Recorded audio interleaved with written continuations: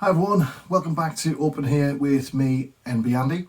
I apologise in advance for not doing a few videos the last few weeks.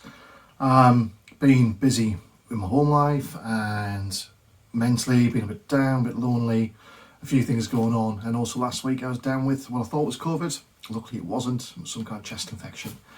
But I'm on the mend and I'm back to answer your questions. So as usual, we're going to discuss things which people have sent in around being non-binary in the UK, and talk about what they've asked, and then open the floor to you to ask any further questions or discuss the topics that people are wanting to talk about. So today we've got 3 questions. The first one I've been asked to discuss is the anti-transgender agenda in the media at the moment in the UK. The second question is, how do you choose to present and express yourself outwardly?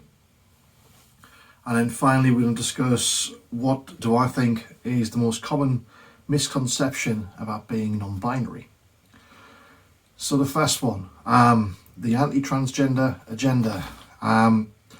If you live in the UK, you've probably seen all the time in the news, the BBC had a big article recently about transgender people being a threat. In the news article that the BBC said, it was about transgender women being a threat to lesbians. But we have it from all different angles within the UK. The UK is extremely transphobic in the media, but that's not necessarily matched by the public.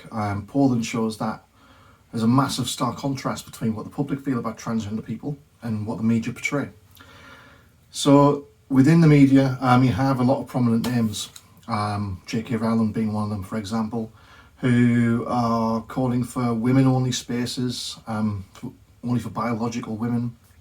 And it's those type of attacks. I've mentioned previously in videos before that anytime that trans people or non-binary people want rights, it's not rights taken away from other people. We're not taking away from women, we're not taking away from lesbians, gays or anyone like that.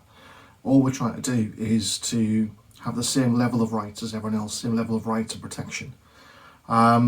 We have the LGB Alliance, the Lesbian, Gay, Bisexual Alliance, who are supposedly a charity. Well, they've got charity status somehow. They're meant to be a charity to promote lesbian, gays and bisexuals, purposely missing off the T and all the other letters in the LGBTQ plus umbrella. If you ever support those people, you've got to ask, well, what have they done to look after the rights? What have they done to promote lesbian, gays and bisexuals? They haven't. They're purely an alt-right group there to attack transgender people. And there's so many different people who've discussed this in much more depth and much more fluently than me. The main thing I want to discuss about the anti-transgender agenda here in the UK is the effect it's having on people who identify under the trans umbrella, people like myself. Since all these articles have come out, I've found it really difficult to be me, to dress up feminine.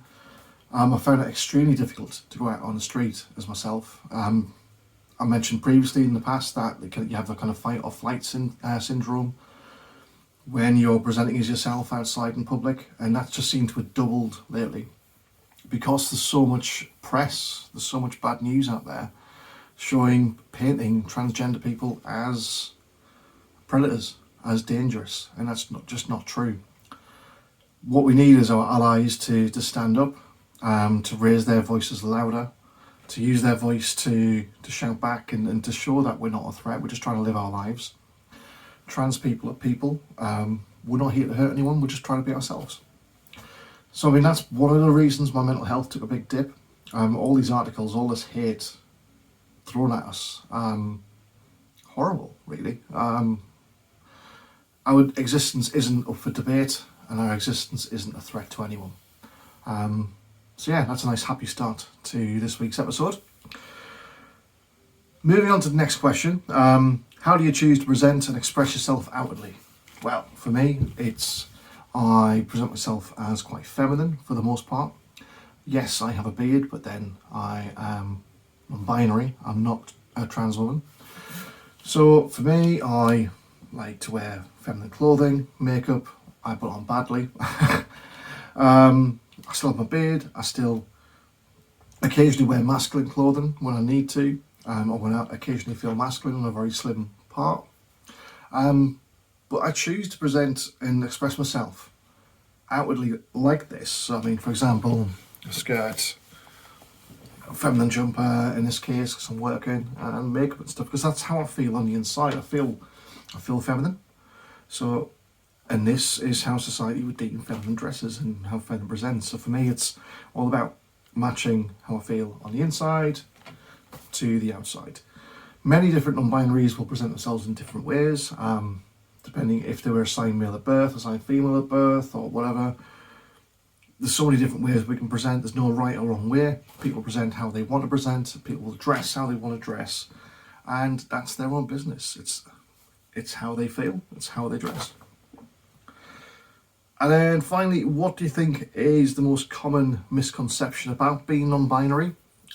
I mean, it can go back to the last question. A lot of people believe that being non-binary means you must be androgynous. No. Some non-binary people, that may be the case. They may want to be androgynous and be seen as neither masculine or feminine. Some want to present as ultra-feminine, some as ultra-masc, some as a mix, some in between. There is no right or wrong way of being non-binary. There is no right or wrong way to present as non-binary. So yeah, androgyny is definitely one which I think we need to come away from. People can be non-binary and dress however they and present however they want. There's a lot of misconceptions that the majority of non-binary people were assigned female at birth. Again, that's not the case. I mean, case in point, myself. I was assigned male at birth, and I'm just as non-binary as anyone else. And also when it comes to things like pronouns, just because I use they, them, doesn't mean all non-binary people use they, them. There's a mix of pronouns people could use. When I first came out, I was using he, him, and they, them.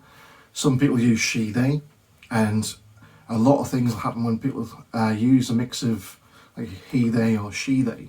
A lot of people just rely on using the initial one, the she or a he, and completely ignore the fact they also want to be referred to as they. So make sure you listen to people's pronouns and use them, and don't just assume everyone's a they, them.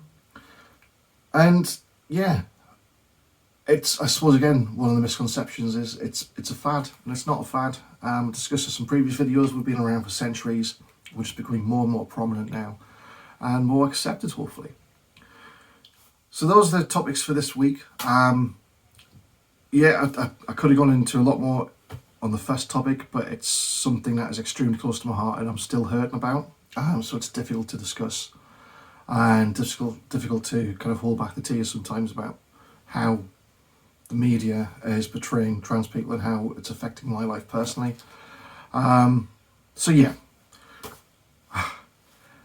Right, next time, reach out to me again in the comment section or on social media sites. Hit me up with your questions so we can discuss topics next week. And please like, share and subscribe my videos to increase the reach and try to combat any misconceptions and show the challenges that non-binary people face here in the UK.